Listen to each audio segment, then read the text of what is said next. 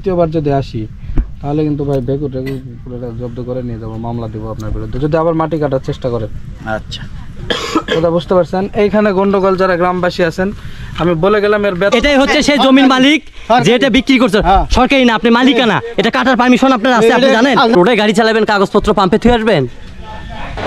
আজকের ভিডিওতে আপনাদের দেখাতে চলেছি গ্রামে অবৈধভাবে টিলা কাটতে আসা একদল ভূমিদস্যু। গ্রামবাসীরা তাদের বাধা দিলে ভূমিদস্যুরা পাত্তাই দেয় না, তারা ভেকু ও ট্রাক নিয়ে জোরপূর্বক টিলা কাটতে শুরু করে। এই ঘটনায় ক্ষুব্ধ হয়ে গ্রামবাসীরা একজোট হয়। এক পর্যায়ে সবাই মিলে সিদ্ধান্ত নেয় যে থানায় ফোন করবে। সঙ্গে সঙ্গে গ্রামবাসীরা থানায় ফোন করে খবর দেয়। খবর পেয়ে দ্রুত ঘটনাস্থলে পুলিশ পৌঁছায়। পুলিশ এসে টিলা কাটা বন্ধ করে দেয়। ভূমিদস্যুদের কার্যক্রমে গ্রামবাসীরা কিছুটা অতিষ্ঠ। অবশেষে পুলিশের হস্তক্ষেপে গ্রামবাসীরা শান্ত হয়। বন্ধুরা, সম্পূর্ণ ভিডিও দেখলে আশা করি আপনাদের ভালো লাগবে। এবার চলুন ঘটনার বিস্তারিত জেনে আসি।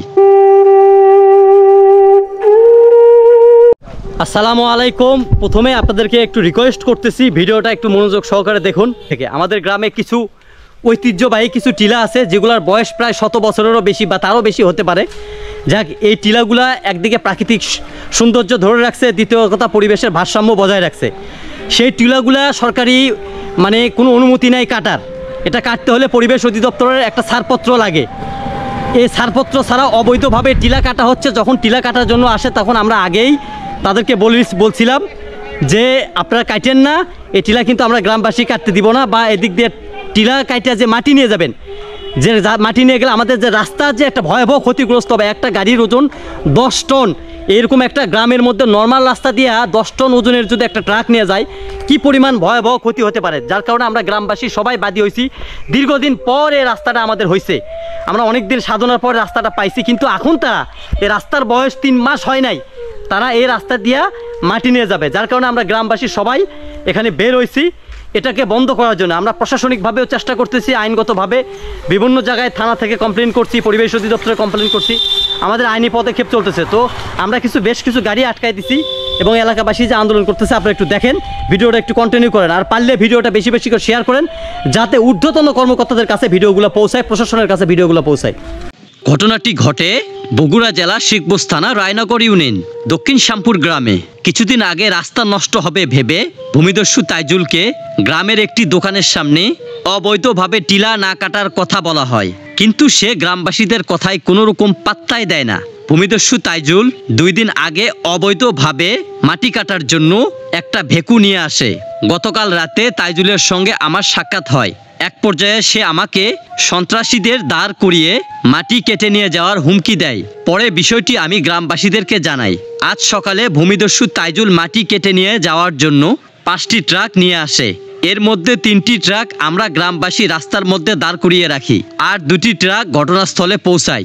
এর ফলে গ্রামবাসীদের মধ্যে একটা উত্তেজনা কাজ করে। কোনো রকম অপ্রীতিকর ঘটনা না ঘটে সেজন্য আমরা গ্রামবাসী শিখবোস থানায় ফোন করি এবং ঘণ্টাখানিকের মধ্যেই ঘটনাস্থলে পুলিশ এসে পৌঁছায়। এরপর ভূমিদস্যু তাইজুলকে দ্রুত ট্রাক এবং ভেকু সরানোর নির্দেশ দেয় এবং জমির মালিককে পরিবেশ অধিদপ্তরের ছাড়পত্র ছাড়া মাটি কাটতে নিষেধ করা হয়। যদি পরিবেশ অধিদপ্তরের ছাড়পত্র ছাড়া মাটি কাটা হয় সেক্ষেত্রে পুলিশ আইনানুগ ব্যবস্থা গ্রহণ করবে। তারপরে পুলিশ তাদের সম্পর্কে বিস্তারিত নোট করে এবং গ্রামবাসীদেরকে আইন হাতে তুলে না নেওয়ার পরামর্শ দেয়। পরে পুলিশ আমাদের মাঝখান থেকে বিদায় নেয়। আপনি গাড়ি কাগজপত্র কই? কাগজপত্র পাম্পে আছে। পাম্পে?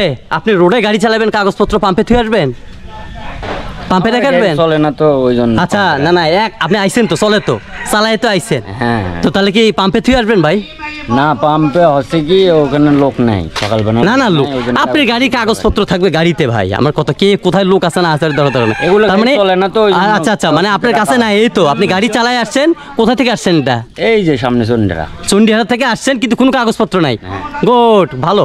এই গাড়িতে কাগজপত্র তো নাই। আর একটা সমস্যা দেখেন, কোথাও কোনো নাম্বার প্লেট নাই। একটু ভালো করে দেখাই, দেখেন ভাই, পুরো গাড়িটা দেখাই, কোনো নাম্বার প্লেট নাই।